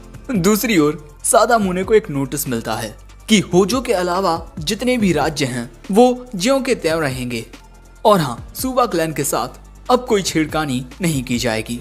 और यही पढ़कर बेचारा सादामुने रोने लगता है। लेकिन दूसरी ओर सुबा क्लैन के सभी लोग बहुत ही ज्यादा खुश होते हैं। दूसरी ओर हम योरिशिगे को देखते हैं जो यूकी की मरहम पट्टी कर रहा था। हमारी जागीर को बचाने के लिए शुक्रिया और कॉन्ग्रेचुलेशन, तुम्हें एक और डिपेंडेबल रिटेनर मिल गया। लेकिन क्या है दोस्तों, कोजीरो को ज्ञानबा की पर्सनैलिटी थोड़ी अजीब लगती है। लेकिन यहाँ कोजीरो को ये भी लगता है कि ज्ञानबा अपनी ट्रिक्स के जरिए आसानी से ताकाउजी के मेंशन में पहुंचकर उसका खेला खत्म कर देगा। लेकिन योरिशिगे बताता है ताकाउजी को इस तरह मारना नामुमकिन है। लेकिन आपको अपने दुश्मन के बारे में जानना चाहिए लॉर्ड यूकी, क्योंकि ताकाउजी की चालों का अंदाजा लगाना मेरे बस से भी बाहर की बात है। इसके अगले ही पल में हम ताकाउजी को देखते हैं जिसके साथ कुछ लोग होते हैं। लेकिन तभी अचानक इन पर तीरों की बारिश होने लगती है और ऐसा किया होता है एम्परर गोदाइगो के बेटे प्रिंस मोरियोशी ने। दोस्तों, ये राजकुमार ताकाउजी को मारना चाहता है लेकिन इस वक्त ताकाउजी इसी के पिता की सेवा कर रहा है और इसीलिए ताकाउजी इससे बड़ी विनम्रता के साथ बात करता है। आखिर आप मुझे क्यों मारना चाहते हैं राजकुमार? वो कहता है क्योंकि एक दिन तुम मेरे पिता को भी धोखा दे दोगे। और इसके बाद प्रिंस अपने लोगों के साथ ताकाउजी के लोगों का सामना करने लगता है और यहाँ पर वो खुद भी ताकाउजी के काफी सारे लोगों को मार रहा था। लेकिन यहाँ पर ताकाउजी के पास लो रैंक सोल्जर्स थे। तभी ताकाउजी का एक आदमी कहता है अगर आप इजाजत दें तो। वो कहता है नहीं राजकुमार, मेरी जान लेना चाहते हैं इसीलिए मैं खुद उनसे बात करूंगा। जिसके बाद ताकाउजी राजकुमार की ओर बढ़ना शुरू करता है। एक पल में हम देखते हैं कि राजकुमार के आसपास बहुत सारे लोग होते हैं। जिसके अगले ही पल में ताकाउजी अपनी तलवार चलाता है और पलक झपकते ही राजकुमार के अलावा बाकी सबके सिर उनके धड़ से दूर फेंक जाते हैं। राजकुमार को तो समझ तक नहीं आता कि आखिर हुआ क्या। इसके बाद जो भी ताकाउजी से लड़ने को चाहता है अपना सिर गंवाता है। ताकाउजी के लिए लोगों को मारना कीड़े मकोड़े मारना जितना ही आसान है। और यही देख प्रिंस कहता है जैसा मैंने सोचा था, तुम एक ऐसे दानव हो जिसे जिंदा छोड़ना अपनी ही मौत को ताकत देना होगा। और इसके बाद वो ताकाउजी से लड़ने लगता है, लेकिन ताकाउजी उसे ना मारकर उसके हर एक साथी को मारता रहता है। जितना वो ताकाउजी से लड़ता है उसके उतने ही आदमी मारे जाते हैं। और इसके बाद वो राजकुमार की तलवार को पकड़कर उसके सामने झुककर कहता है, प्लीज मुझ पर भरोसा कीजिए राजकुमार, मैं हमेशा आपकी सेवा करूंगा। मोरियोशी भी समझ जाता है कि वो अकेले ताकाउजी को कभी नहीं हरा पाएगा, लेकिन अगर उसके लोग उसका साथ दें तो शायद एक दिन वो इसे हरा दे। और अगले ही पल में वहां पर बहुत सारे लोग आ जाते हैं। मोरियोशी को लगता है कि ये लोग उसकी मदद करेंगे, लेकिन ये सभी राजकुमार को अनदेखा करते हुए सीधा ताकाउजी के पास जाते हैं और उससे पूछते हैं, आप ठीक तो है ना माय लॉर्ड। राजकुमार को समझ नहीं आता कि आखिर उसके साथियों को ये क्या हो गया, और यही देखकर अब वो घबराने लगता है। वो समझ चुका था कि ये आदमी एक जीता जागता दानव है जो हर किसी को अपने आगोश में कर लेता है, और इसी तरह हर कोई उसका दीवाना हो चुका है। और इसी तरह अब प्रिंस को भी बस चारों ओर ताकाउजी दिखने लगता है, उसी का नाम, उसी की झलक। दूसरी ओर योरिशिगे यूकी को बताता है कि ताकाउजी के पास मिलिट्री फोर्सेस हैं, इसी वजह से उसकी हत्या करना लगभग नामुमकिन है। और हर कोई ताकाउजी की खूबसूरती में खो जाता है। और जिस ताकाउजी को आप जानते हैं, ये नया ताकाउजी उससे बहुत अलग है। तो क्या लॉर्ड यूकी, आप ऐसे दुश्मन का सामना करने के लिए तैयार हैं जो इस दुनिया का नंबर 1 है? लेकिन तभी अचानक अयाको हांफते हुए आती है और इन्हें बताती है कि गेनबा बेकाबू होकर श्राइन में मौजूद मेडेंस को इधर उधर छू रहा है और अपनी पतलून उतारकर बाकी के लोगों को बहुत ही चिढ़ा रहा है। वो सभी के ऊपर बस सूसू करने ही वाला है। जो बात सुन कोजीरो कहता है, चलिए माय लॉर्ड, उसे सबक सिखाते हैं। अब जाने से पहले यूकी योरिशिगे से कहता है, आपने मुझे साथी दिए, जीने की एक नई उम्मीद दी और वो आत्मविश्वास दिया जिसकी मुझे जरूरत थी। इसीलिए मैं आपको शुक्रिया कहना चाहता हूँ। और मैं आपसे ये भी कहना चाहता हूँ कि भले से ही ताकाउजी कितना ही ताकतवर क्यों ना हो, लेकिन मैं हार नहीं मानूंगा। और इसके बाद ये तीनों जाकर गेनबा को रोकने लगते हैं और उसे पकड़ने में कामयाब भी हो जाते हैं। और आखिर में हमसे कहा जाता है कि ताकाउजी एक शेर है और यूकी एक खरगोश। लेकिन शेर को अभी इस बात की खबर नहीं कि एक दिन वो इसी छोटे से खरगोश से डरने वाला है। और भैया इसी के साथ ये एपिसोड एंड हो जाता है। एपिसोड 7 की शुरुआत में हम देखते हैं कि अब सर्दियों का मौसम आ गया है और यहाँ अयाको और कोजीरो यूकी की आंखें बंद करके उसे एक जगह पर लेकर आते हैं। और इसके बाद जैसे ही यूकी अपनी आंखें खोलता है, वो खड़ा होता है एक बर्फ से जमी लेक के ऊपर। लेकिन तभी अचानक वो फिसल कर वहाँ गिर जाता है। कोजीरो और अयाको को लगता है कि कहीं यूकी को कोई चोट तो नहीं आ गई, लेकिन यूकी हंसते हुए वहीं पर लेट जाता है और अपने दोस्तों के साथ मजे करने लगता है। और इसके बाद हमें पता चलता है कि यूकी के राज्य कामाकुरा को तबाह हुए आधा साल गुजर चुका है और यहाँ यूकी सुबा टेरिटरी में अपने नए साल की शुरुआत कर रहा है। हम देखते हैं कि सभी लोग लेक के ऊपर मजे कर रहे थे और शिजुको तो काफी सारी मछलियां पकड़ चुकी है, लेकिन सुबा टेरिटरी में ये शांति ज्यादा देर तक थोड़ी रुकने वाली थी। इसके बाद हमें शिनानो गवर्नमेंट रेजिडेंट दिखाया जाता है और यहाँ हमें पता चलता है कि सादामुने ने एक नए राज्य को हथिया लिया है। इसीलिए मुझे तुम्हारे जैसे एक सच्चे योद्धा की जरूरत है शोकन। लेकिन मैंने सुना है कि तुम बहुत ही दुष्ट हो। वो कहता है, अब मैं पहले से काफी बदल चुका हूँ लॉर्ड सादामुने, और मैंने आपकी सेवा करने का फैसला किया है और आपने मुझे ये जिम्मेदारी सौंपी है कि मैं सुबा टेरिटरी को नष्ट कर दूं। और मैं आपका ये काम खुशी खुशी करूंगा क्योंकि मुझे दूसरों से छीनना बहुत अच्छा लगता है। लेकिन उसके जाने के बाद इचिकावा पूछता है, क्या इस पर भरोसा करना सही रहेगा? सादामुने कहता है, मुझे उनसे जीतने के लिए ताकतवर लोगों की जरूरत है। दूसरी ओर हम सुबा क्लैन को देखते हैं जहाँ पर लोग आपस में बातचीत कर रहे थे कि सादामुने फिर से अपनी चालें चल रहा है और वो सुबा क्लैन पर अपनी नजरें गड़ाए हुए हैं। और इसके अलावा हमें ये भी पता चलता है कि स्पेशल ओकेजन्स पर योरिशिगे की जो फ्यूचर देखने की ताकत है वो काम नहीं करती, लेकिन इस बात को उसने अभी तक किसी को नहीं बताया। तभी यूकी कहता है, कैसा रहेगा अगर एल्यूसिव वॉरियर्स उस एरिया की जासूसी करें जहां सादामुने अपनी चाल चल रहा है। उसकी ये बात सुन जो लोग थे वो काफी ज्यादा खुश हो जाते हैं। हमें आपसे यही उम्मीद थी यंग लॉर्ड। लेकिन योरिशिगे परेशान हो जाता है। वो उनसे कहता है वहां पर जाना खतरनाक हो सकता है। लेकिन यूकी कहता है आप हमारी चिंता मत कीजिए, अगर कोई भी गड़बड़ होती है तो हम वहां से भाग लेंगे। और बाकी के लोग भी इस बात से सहमत होते हैं कि एल्यूसिव वॉरियर्स को उस एरिया में जाना चाहिए। लेकिन योरिशिगे कहता है अगर रास्ते में डाकुओं ने इन बच्चों पर हमला कर दिया तो, जिस पर कोजीरो कहता है कि यूकी की हिफाजत करने के लिए मैं और अयाको है ना। योरिशिगे कहता है अगर यंग लॉर्ड जंगल में कहीं खो गए तो। लेकिन यूकी बताता है कि इन 6 महीनों में वो पूरे सूबा राज्य को अच्छे से घूम चुका है। लेकिन योरिशिगे कहता है अगर ये किसी खूबसूरत लड़की को देखकर बेकाबू हो गया तो, या फिर इसने कोई जहरीला कीड़ा खा लिया तो। सो यूकी कहता है ये सब सोचना बंद करो। वैसे अचानक ही आपको क्या हो गया मिस्टर योरिशिगे? आप तो हमेशा बहुत शांत रहते हैं। और क्योंकि दूसरे लोग इनके जाने की बात से राजी होते हैं, इसीलिए ये सभी योरिशिगे के रोकने के बावजूद भी यहाँ से निकल लेते हैं। अब जाते हुए ये सभी प्लानिंग करते हैं कि इन्हें किस तरह जासूसी करनी है। कोजीरो कहता है कि कम से कम इनके पास 2 दिनों के लिए खाना तो होना ही चाहिए और कुछ पैसे भी। सो शिजुको कहती है कि हमें खाने और पैसों का सोच समझकर इस्तेमाल करना होगा। लेकिन तभी इन्हें अपने सामने एक हाथ गाड़ी दिखती है जिस पर लिखा होता है कि ये सब लॉर्ड यूकी के लिए है, खाना और पैसे। और यहाँ अचानक ही यूकी को लगता है जैसे योरिशिगे उसे घूर रहा है। दोस्तों ये सच में योरिशिगे ही होता है और उसकी ऐसी हरकत की वजह से शिजुको उसे डांटने लगती है। योरिशिगे को इस बात की चिंता हो रही थी कि कहीं यूकी को कुछ हो ना जाए। ये सभी योरिशिगे को इग्नोर करते हुए आगे बढ़ जाते हैं। अगले सीन में हम देखते हैं कि ये सभी शिजुको के द्वारा बने स्पेशल कॉटन किमोनो पहन लेते हैं जिसमें इन्हें ज्यादा ठंड नहीं लगेगी।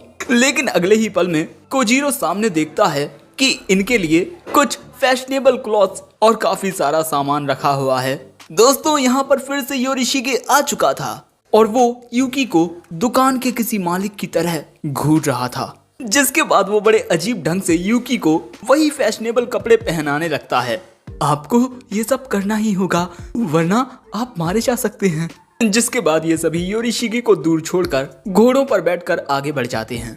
और यहाँ शिजुको यूकी को बताती है कि कई बार योरिशिगे ऐसी हरकतें करने लगता है, वो कई मर्तबा बेचैन सा हो जाता है, लेकिन इसके बाद वो थोड़ा खट्टा खाना खाते ही फिर से नॉर्मल हो जाता है। ये सब सुन यूकी कहता है वैसे तो वो हमेशा मुझे खुद ही खतरनाक जगहों पर भेजते हैं, लेकिन पता नहीं आज उन्हें क्या हो गया है। दूसरी ओर योरिशिगे इन सभी को अलविदा कह रहा था। वैसे इसी तरह ये सभी सुवा लेक से भी गुजरते हैं और इसी तरह कुछ पहाड़ों से गुजरने के बाद शाम होते होते ये सभी सुबा टेरिटरी के नॉर्दर्न पॉइंट नाकायामा मैनर तक पहुंच जाते हैं। और यहाँ पहुंचने के बाद शिजुको इनका प्लान बताती है कि भले से ही इस वक्त सुबा टेरिटरी में होने के बावजूद भी इन्हें इस जगह के बारे में कुछ ज्यादा इन्फॉर्मेशन नहीं पता, इसीलिए हम यहाँ पर सुवा ग्रैंड श्राइन के मैसेंजर्स बनकर इन्फॉर्मेशन को इकट्ठा करेंगे और कल से हम इस बात पर नजर रखेंगे कि इस जगह पर दुश्मन कब और कितने आते हैं। और इसके बाद हम इस चीज की रिपोर्ट करेंगे कि इस गांव के लोगों की हालत कैसी है। लेकिन तभी अचानक इन पर कोई हमला कर देता है। उस शख्स के हमले को कोजीरो और अयाको एक साथ मिलकर रोक पाते हैं और इसके बाद उसे खुद से दूर कर देते हैं। लेकिन इसके अगले ही पल में इनके चारों ओर शायद आग की मशालें जलने लगती हैं। इन्हें चारों ओर से घेर लिया गया है। दोस्तों इस गांव में पहुंचते ही इनका सामना दुश्मन से हो गया और ये दुश्मन अपने दोनों हाथों से तलवार चलाता है। इसके बाद कोजीरो इस लड़के से लड़ने लगता है। वो कोजीरो पर भारी पड़ रहा था, लेकिन जब अयाको आकर उस पर पीछे से हमला करती है तब वो आसानी से उसके हमले को भी रोक लेता है। और जब कोजीरो उस पर हमला करता है तब वो उसे भी दूर फेंक देता है। यूकी ये देखकर हैरान हो जाता है कि इस लड़के की तलवारबाजी की स्किल्स बहुत ही अच्छी हैं। और तभी गेनबा कहता है हमें यहाँ से भागना चाहिए। वो दोनों मिलकर भी उसका सामना नहीं कर पा रहे हैं। लेकिन यूकी ये साफ तौर पर देख पा रहा था कि कोजीरो और अयाको पहले से काफी ज्यादा ताकतवर हो चुके हैं।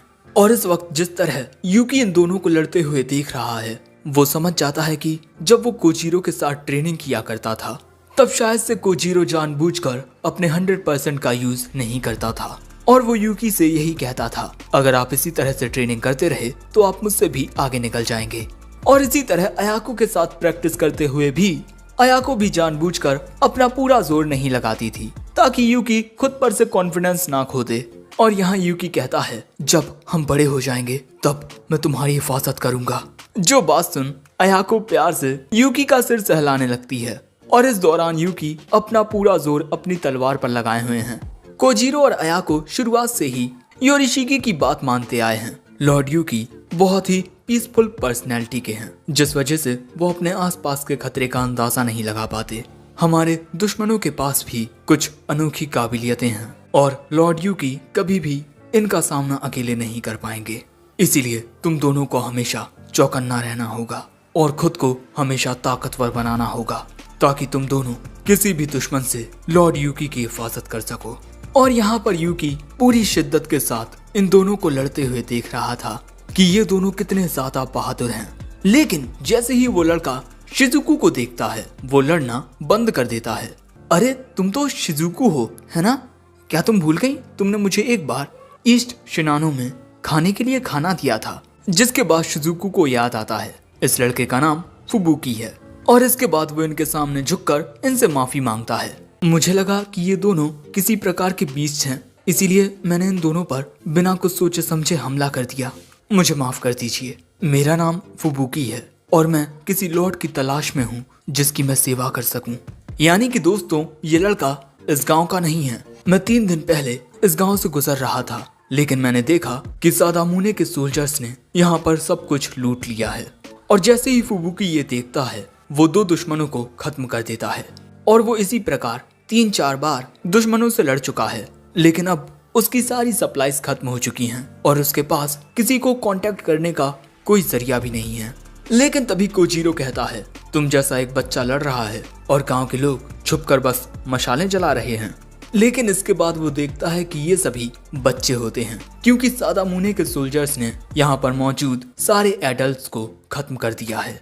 और दोस्तों फुबुकी ने इन बच्चों की मदद से ही 3 बार दुश्मनों का सामना किया है और उन्हें हराया भी है। फॉर एग्जाम्पल ये दुश्मन का ध्यान अपनी ओर खींचते थे और जब दुश्मन इनकी ओर आते तब वो मेरे बिछाए जाल में फंस जाते और जो जिंदा बच जाते उन पर ये बच्चे पीछे से हमला करते थे। और इसी तरह इन्होंने लड़ना सीखा और इसी तरह फुबुकी इन बच्चों को नई नई चीजें सिखा रहा है। और फुबुकी यही चाहता है कि वो अपने लिए किसी ऐसे लॉर्ड को ढूंढ सके जिसे वो ये सारी चीजें सिखा सके। और उसकी ये सारी बातें सुन यूकी काफी ज्यादा इम्प्रेस हो जाता है। अब इसके बाद ये सभी गांव में आते हैं। यूकी गांव की हालत देखता है, सब कुछ तबाह हो चुका है, सारे लोग मारे जा चुके हैं। इसके बाद एक साथ बैठकर ये सभी इस गांव के हालातों के बारे में चर्चा करने लगते हैं। ये एक बहुत ही छोटा सा गांव है जिसमें बहुत कम लोग रहते थे और सादामुने इस गांव को हथियाना चाहता है ताकि यहाँ वो अपनी आर्मी का एक बेस बना सके। और इस जगह को हथियाने के बाद वो काफी आसानी से सूबा टेरिटरी के दूसरे गांवों पर भी हमला कर पाएगा और आसपास के गांवों को हथियाकर वो सीधा वार करेगा सूबा टेरिटरी के मेन सेंटर पर। और अगर ऐसा हुआ तो सूबा अपनी टेरिटरी का एक बहुत ही बड़ा हिस्सा खो देगा और सादामुने की आर्मी को जो कमांड करेगा उसे युद्ध के ये दाव पेच बहुत ही अच्छे से आते हैं। और मुझे लगा कि अगर मैं इस गांव की हिफाजत करूंगा तो इसके बदले में मुझे काफी बड़ा इनाम मिलेगा। लेकिन यहाँ कोजीरो इस बात से हैरान होता है कि ये फुबुकी कितना खाता है यार। फुबुकी ने 3 दिन के अंदर इस गांव की जो फूड सप्लाईज थी वो सब कुछ खत्म कर दी। गांव की हिफाजत करते हुए बेचारे फुबुकी को बहुत भूख लगाती है। फुबुकी बताता है, मैं जितना मर्जी उतना खा लूं लेकिन मेरी भूख मिटती ही नहीं।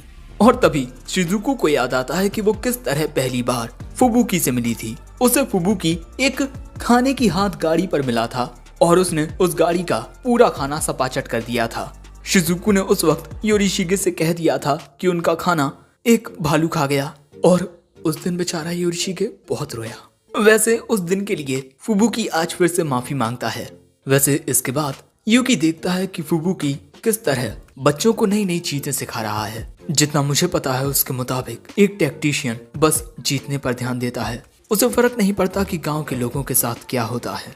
लेकिन ये दूसरों से अलग है। जिन बच्चों ने अपने माता पिता को खो दिया है ये उनका ख्याल रख रहा है और बच्चों को जिंदगी जीने के नए तरीके सिखा रहा है और मुझे अब इसकी मदद चाहिए। इसी के साथ फुबुकी मुझे लड़ना भी सिखा सकता है, जिससे कोजीरो और अयाको की नजरों में मेरी इज्जत और बढ़ जाएगी।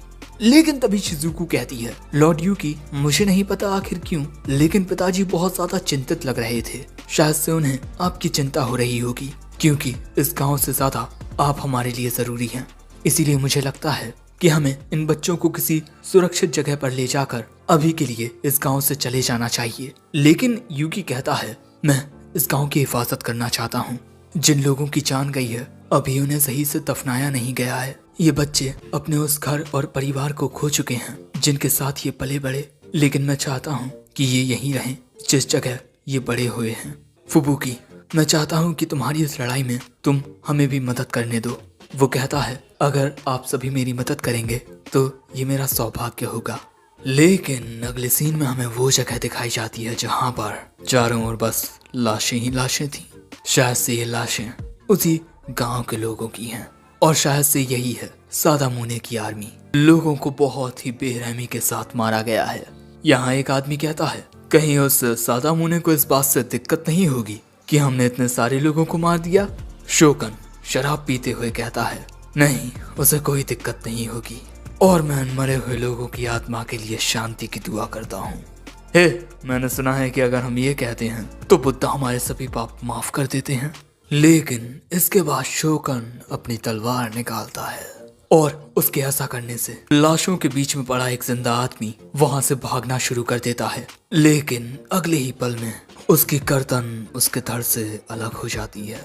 एक झटके में शोकन ने उसकी गर्दन को काट दिया और इसके बाद हम शोकन की तलवार से खून की बूंदों को टपकता हुआ देखते हैं और ये खून सीधा एक प्याले में जाकर गिर रहा था।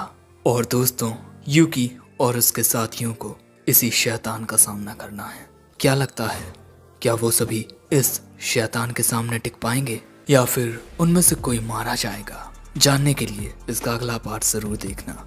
और हाँ, अगले पार्ट के लिए चैनल को सब्सक्राइब करके बेल नोटिफिकेशन को ऑल पर सेट कर लो। साथ ही वीडियो को लाइक कर देना और कमेंट करके बताना कि यह पार्ट तुम्हें कैसा लगा। और साथ ही चैनल की मेंबरशिप को भी ज्वाइन कर लो, वरना शो का ना जाएगा। और हाँ, सायोनारा।